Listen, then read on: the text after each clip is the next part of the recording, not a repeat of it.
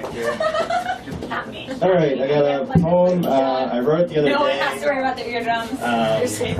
At a Bring Your Own Poetry event, which I did not bring my own poetry, so I wrote it. This is an account of a trip that me, Will Kostrick, and Natalie, who's upstairs cooking food, took together. It's called No NATO Chicago. For anyone, I don't remember who was there exactly, but it's such a blur. You'll probably remember some of this stuff. All right.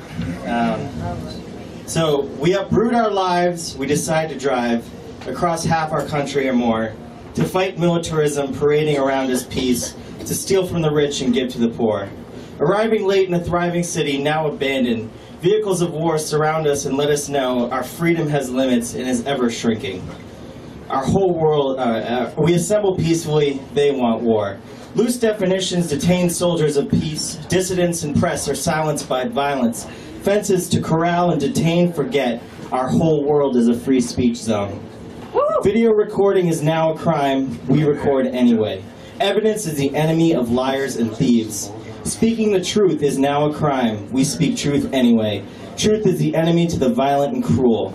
Thousands descend on a mighty city. A place to live is now under siege.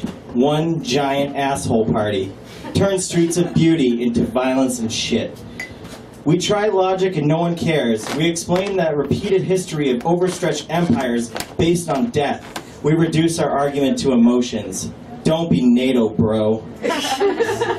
NATO hit a puppy and didn't even stop. Just kidding. They just killed villages of people. NATO has stated they hate Michael Jordan. Just kidding. They just murder people of color all over the world. A soldier of oppression detains me. This isn't the land of the free. I know my rights, but they don't apply here when freedom comes with a fee. 10,000 people take to the streets, marches all day all over the city. Police oppression held off by unarmed anarchists, and a banner allow us to catch our breath. A man with a boot for a hat acts as a rodeo clown, separating the violent from the peaceful with the power of humor and love and a bullhorn that never quits. A cop earns a fist to the nose when he accelerates his van and runs it through a crowd, severely injuring one. I break my silence and my calm. I get personal and I question the individual behind the badge and the gun and the shield. I break through the blue line this time. The next day the streets are ours once more. Brave soldiers lay down their swords and toss away the symbols of their masters. They cast away their tokens of war. In the end, the war makers do not yield. Their hearts remain cold and unmoved. We may not ever be able to save them, but we can still save ourselves. We sing song and dance and love. We share our collective experience. We are powerful individually and together, and that power glows brighter now.